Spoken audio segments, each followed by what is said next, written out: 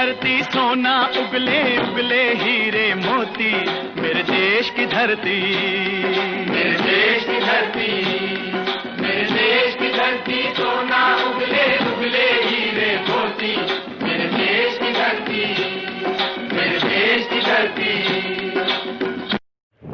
नमस्कार, मैं डॉक्टर प्रदीप माथुर।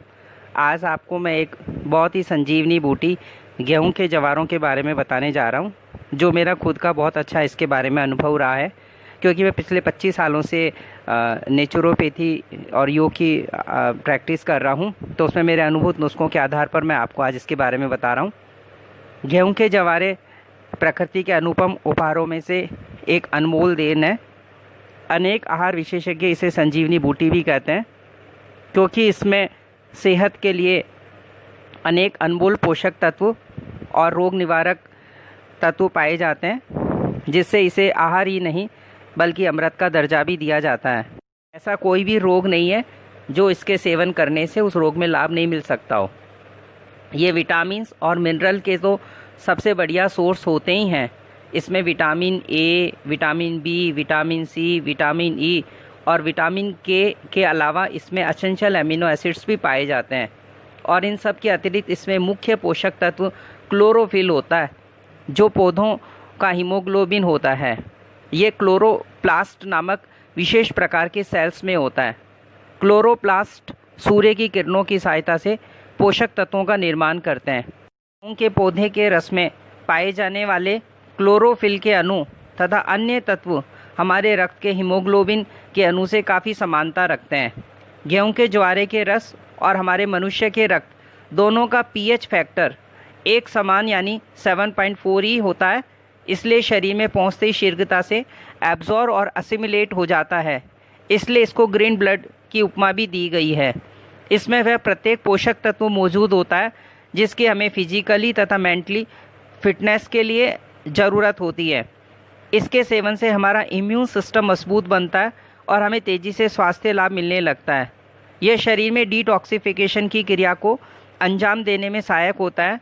यह न केवल रक्त में उपस्थित विषाक्त पदार्थों को ही दूर नहीं करता, बल्कि उनको निकालने के साथ ही साथ प्रत्येक कोशिका में ऑक्सीजन की आपूर्ति भी बढ़ाता है। इस प्रकार हम कह सकते हैं कि इसके सेवन से एक रोग से ही हमें मुक्ति नहीं मिलती, बल्कि अनेक रोगों से भी हमें मुक्ति मिल जाती है। साथ ही यदि कोई स्वस्थ व्यक्ति भी इसका सेवन करता है तो उसकी क्वालिटी ऑफ लाइफ में इम्प्रूवमेंट होने लगता है। इस प्रकार हम कह सकते हैं कि गेहूं के जवारों से रोग से पीड़ित व्यक्ति तो स्वस्थ हो ही सकता है, बल्कि सामान्य स्वास्थ्य वाला व्यक्ति भी इससे अपार शक्ति प्राप्त कर सकता है। यदि किसी असाध्य रोग से पीड़ित व्यक्ति है तो उसे प्रेजेंट में चल रही अपनी चिकित्सा को बिना बंद किए भी गेहूं के जवारों का सेवन कराया जा सकता है। कोई भी चिकित्सा पद्धति गेहूं के जवारों के प्रयोग करने में आड़े नहीं आती है, क्योंकि गेहूं के जवारे औषधि ही नहीं वरन एक सजीव, सुपाच्य, पौष्टिक और संपूर्ण श्रेष्ठ आहार भी है। यदि कोई भी व्यक्ति किसी भी रोग को लेकर निराश है तो वह इसका सेवन कर श्रेष्ठ स्वास्थ्य लाभ प्राप्त कर सकता है। मैं आपको गेहूं के जवारे उगाने की विधि बता रहा हूं। उस प्रकार से आप गेहूं के जवारे तैयार कर सकते हैं। इसको उगाने के लिए यानी जवारे उगाने के लिए आपको अच्छी किस्म और बड़े दाने वाले गेहूं लेना चाहिए, जिससे आपको हमेशा मधुर व उत्कृष्ट रस ही प्राप्त हो। एक व्यक्ति के लिए लगभग 50 ग्राम गेहूं पर्याप्त होते हैं। बोने के लिए यदि गेहूं को 12 घंटे पानी में भिगोकर एक भीगे मोटे कपड़े में 12 से 14 घंटे बांधकर अंकुरित कर लेना चाहिए। इससे गेहूं की गुणवत्ता की जांच हो जाती है। जो गेहूं के दाने अंकुरित नहीं हो उन्हें आप फेंक दें। अब मिट्टी के 9 गमले ले लें। ध्यान रखें सभी गमलों के छेद को एक पतले पत्थर के टुकड़े से ढक दें। अब मिट्टी और खाद को अच्छी तरह से मिलाकर रख लें। गमलों में मिट्टी की 1.5 से 2 इंच मोटी परत बिछा दें और पानी छिड़क दें। ध्यान रहे मिट्टी में रासायनिक खाद या कीटनाशक के अवशेष न हो और हमेशा जैविक खाद का ही उपयोग करें। अंकुरित गेहूं के दानों को मिट्टी के ऊपर आसपास इस प्रकार बिछा दें जिससे दाने आपस में स्पर्श करते रहें। गेहूं के ऊपर थोड़ी मिट्टी डाल दें और पानी से सींच दें। गमले को किसी छायादार स्थान जैसे बरामदे या खिड़की के पास रख दें जहां पर्याप्त हवा और प्रकाश आता हो। पर धूप की सीधी किरणें गमलों पर नहीं पड़नी चाहिए। इस तरह 9 दिन तक एक एक गमले में क्रमशः गेहूँ बोते रहें। गमलों में रोजाना कम से कम 2 बार पानी डालें, जिससे मिट्टी नम और हल्की गीली बनी रहे। शुरू के 2-3 दिन गमलों को गेहूं की बोरी या अखबार से ढक दें। यूं 1-2 दिन ढककर रखें। जब गेहूं के जवारे दिखने लगे तो बोरी हटा दें तथा एक बार ही पानी देना पर्याप्त रहेगा। पानी देने के लिए हमें हमेशा स्प्रे बोतल का ही प्रयोग करना चाहिए। गर्मी के मौसम में ज़्यादा पानी की आवश्यकता रहती है, पर हमेशा ध्यान रखें कि मिट्टी नम और गीली बनी रहे और पानी की मात्रा ज़्यादा भी ना हो। हम देख सकते हैं कि 90 दिन पहले गमले में गेहूं के जवारे 5 से 6 इंच बड़े हो जाते हैं। इनको जड़ से न उखाड़कर कैंची से काट लें और धोकर काम में लें। ज्वारों को 5-6 इंच से अधिक ऊंचा नहीं होने देना चाहिए, क्योंकि बाद में उनमें क्लोरोफिल और अन्य पोषक तत्व कम होने लगते हैं। इस तरह आप प्रतिदिन एक एक गमले से ज्वारे काटते रहें और उसका प्रयोग करते रहें। एक गमले में आप 3 बार तक ज्वारे ले सकते हैं।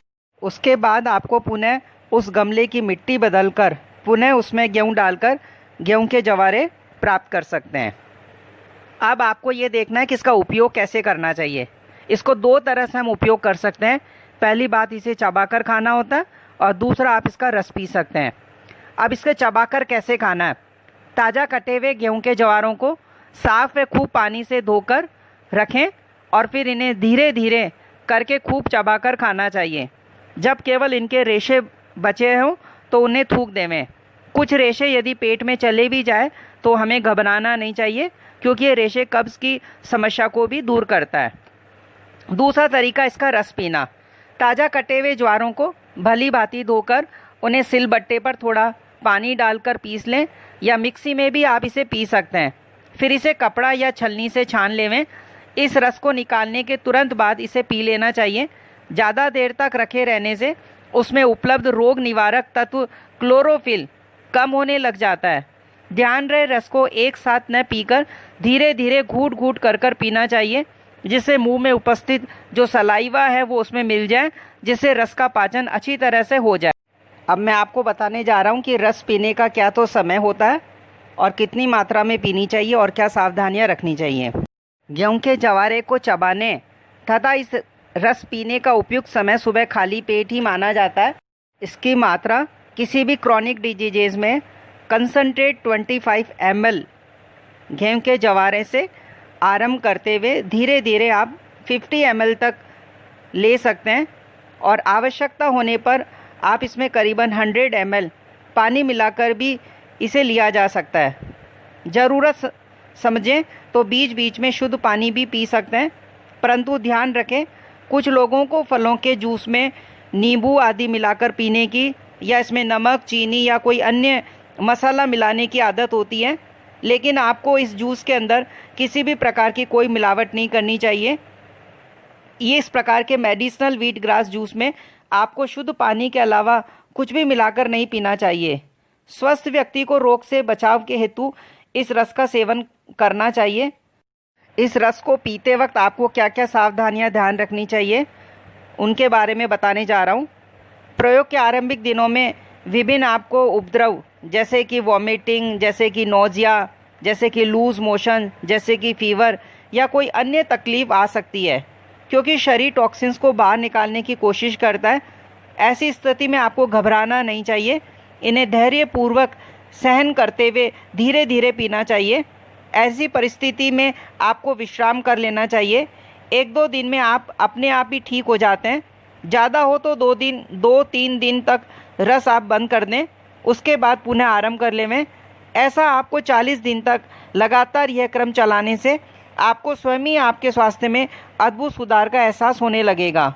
गेहूं का रस पीने से आधा घंटा पहले तथा 1 घंटे पश्चात आपको किसी भी प्रकार का कोई भी अन्य आहार का सेवन नहीं करना चाहिए, परंतु आप चाहें तो इस रस के लेने के पश्चात कोई पान का पत्ता, लौंग, सौंफ, इलायची आदि चबा सकते हैं। गेहूं के जवारों के रस को आप किन किन रोगों में उपयोग ले सकते हैं? वैसे तो इसे स्वस्थ व्यक्ति भी पी सकता है, परंतु फिर भी आप इन्हें इन रोगों में विशेष रूप से उपयोग ले सकते हैं। पहली बात, गेहूं के जवारे की तासीर ठंडी होती है, इसलिए इसका उपयोग गर्मियों में ज़्यादा करना चाहिए क्योंकि शरीर में ठंडक पहुंचाता है। दूसरी बात, यह अल्कलाइन होता है जो शरीर में पीएच के लेवल को संतुलित कर देता है, यानी हमारे बॉडी के पीएच बैलेंस कर देता है, जिससे तन एवं मन को अपार शक्ति मिलती है। अंग अंग में नित्य नूतन स्वास्थ्य का संचार होने लगता है, रोग दूर होकर स्वास्थ्य के द्वार खुलते हैं। तीसरी बात, हम जानते हैं कि बुढ़ापा एक ऐसी स्टेज होती है जिसके आने को कोई रोक नहीं सकता और लोगों को इसे समय के साथ चेंज होने का नाम देकर अपनाना ही पड़ता है, परंतु यह स्थिति बहुत ही दुखदायक हो जाती है जब समय से पहले बुढ़ापा हमारे दरवाजे पर दस्तक देने लगता हो। परंतु आपको चिंता करने की कोई आवश्यकता नहीं है क्योंकि आपकी समस्या का हल गेहूं के जवारे के पास है। गेहूं के जवारे क्लोरोफिल में निहित होता है जो शरीर को ढंग से कार्य करने की क्षमता प्रदान करता है और बुढ़ापे को जन्म देने वाले पदार्थों की रफ्तार को धीमी कर देता है। अगली बात, ये thyroid dysfunction, obesity, gastro intestinal tract से रिलेटेड कोई प्रॉब्लम हो, आपको एनीमिया हो, हाई ब्लड प्रेशर रहता हो, कोलेस्ट्रॉल ट्राइग्लिसराइड्स बढ़ता हो, अर्थराइटिस हो, स्किन डिजीजेज हो, यहाँ तक कि किसी भी प्रकार का कोई भी कैंसर हो, तो आपको इसका उपयोग ज़रूर से करना चाहिए। गेहूं के जवारे का रस सेवन से फ़ायदा तो होता ही है, हमें रोग से मुक्ति एवं स्वास्थ्य की भी प्राप्ति होती है। प्लीज़ आप इसे फॉलो ज़रूर करना, ये मेरा बहुत अच्छा अनुभूत नुस्खा है, इससे आपको ज़रूर लाभ मिलेगा। धन्यवाद।